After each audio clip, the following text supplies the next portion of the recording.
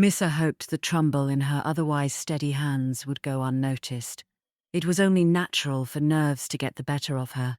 Anyone would feel the same in this exact situation, but she knew now that this was more than just nerves, and for that her face flushed with a heat that had been absent until this point.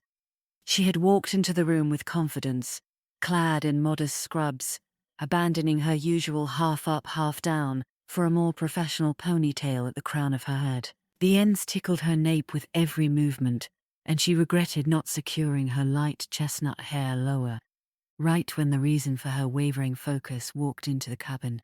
Energy pushed up against her palms, and Nyssa countered by pressing it back into the abdomen of the male lying on the table before her. It was still early. His abdomen remained enviably undistended, as it would for several more terms. Nyssa kept his heartbeat steady, as well as the nearly imperceptible one pumping strongly beneath it.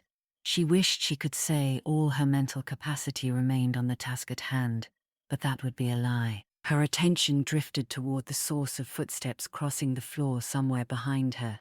Numbness spread to the pads of Nyssa's fingers, evidence of the energy surge's attempts to leave her body in search of a more hospitable host. But adamant to maintain control, she forced it back in place, shoving aside her curiosity about the unknown new presence. She zeroed in closer, pressing the tips of her index fingers and neatly manicured thumbnails together, encircling the man's belly button in the heart-shaped space between her hands. Closing her eyes, she gave the area one more scan to make sure she hadn't missed anything.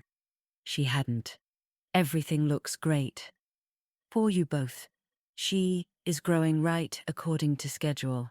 The man let out a weighted breath, as if he had been unintentionally holding it. The good news steadied him, and he turned his head toward the opposite side of the room, where a young blonde Inari woman stood positively beaming. Her darting glances from Nyssa to her husband and back again revealed her itching desire to be at his side, which Nyssa promptly granted as she wiped the remainder of the thick green gel from his stomach with a damp cotton sheet and tossed it into the woven trash bin at her feet. From the look on her supervisor's face, she hadn't done a terrible job. The woman didn't wear her usual frown. Still, she didn't look pleased either, and surely there was a note somewhere in that notebook about Nyssa's momentary break in focus. Mrs. Hart didn't settle until the older woman finally dropped her pen and retrieved her bag from the abandoned stool in the corner. She allowed herself to tune in to the giddy excitement in the next room, where the couple had retreated for privacy as the two mythics occupying their home gathered up their belongings. They hadn't needed much beyond their bodies buzzing with charge and a few backup tools, which Nyssa's instructor always called archaic and unnecessary.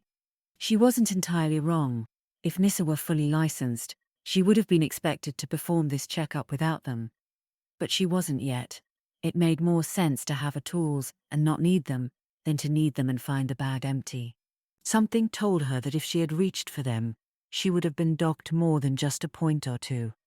"You needn't worry," the older woman said, tucking a stray strand of hair behind her ear, the only one that dared escape her slicked-back bun. "I've seen far worse evaluations than this." She gave a small smile, one Nyssa could tell wasn't wholehearted, but it was enough to calm her somewhat.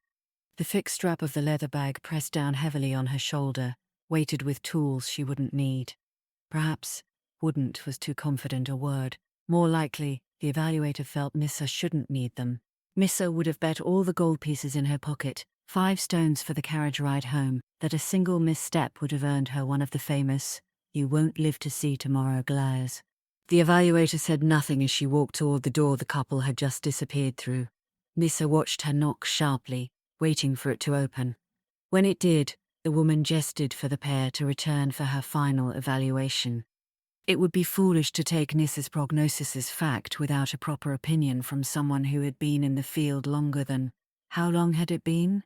1 hour and 35 minutes? While Nyssa had been peering at the man's aura, magnified by her magical connections, showing her what no one else could see, thanks to her RNE ancestry, she could still feel the phantom weight of another pair of eyes behind her, reading her every move. While the man stayed with the older woman, Standing in the doorway and absent-mindedly tracing circles on his stomach, she bypassed him entirely, striding toward Nyssa and taking her hands in her own. "Thank you for coming," she said, a grin threatening to pull free. "I know it's late." "It's a pleasure," Nyssa replied. And it was. Even if it hadn't been, she had no choice. Her freedom had been lost a month ago when the placement letter arrived. Her life of choice ended the moment she opened it, finding herself assigned to the medical field. Naturally gifted or not, it meant the carefree life she once had was over. The mother-to-be squeezed Missa's hands again, firm and appreciative. Missa couldn't understand how she had earned this gratitude today, but before she could dwell on it, the woman's glassy eyes shifted towards something, or someone, behind Nyssa. Her thanks repeated, then a flicker of worry furrowed her brow, and her smile faltered. "I know it's still early, and perhaps I shouldn't ask until he's farther along, but—" "You have a fine home, ma'am."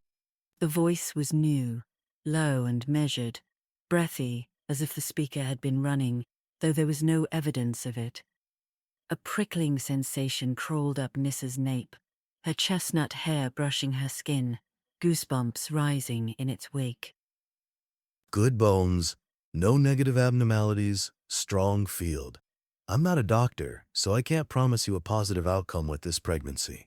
But I can assure you I'll be here every step of the way to make sure that, in 12 months, your house is more than conducive to keeping your little one protected."